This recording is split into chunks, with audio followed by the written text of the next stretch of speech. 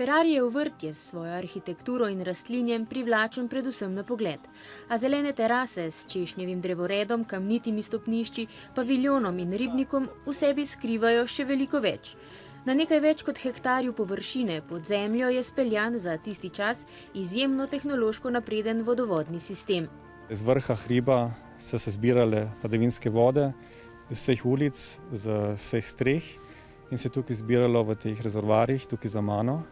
In od tukaj se pa pretakalo v ta ribnik, ki je imel tudi svojo lastno fontano. No, tukaj naprej je potem ta voda šla tudi se uporabljati led v ledenici. Z njim se je v vročih mesecih hladila Gospoda, voda pa je omogočala tudi ozelenitev. Tako sta v vrtu združena uporabnost in lepota. Na njem so poleg okrasnih rastlin v zasteklenih, toplih gredah gojili tudi zelenjavo, imeli so kompostnik in balinarsko igrišče. Občina bo ta dragulj zaenkrat le vzdrževala. Nimamo prostih rok za kakšne večje posege, ker nam to narekujejo smernice konzervatorskega programa. Radi bi ga spravili v tako obliko, da bi ponujal razen tega sprehodov, uživanja v lepem vrtu in tako naprej tudi drugo ponudbo, od spominkov do gostinske ponudbe in vse, kar sodi zraven. A vse se kot vedno ustavi pri denarju.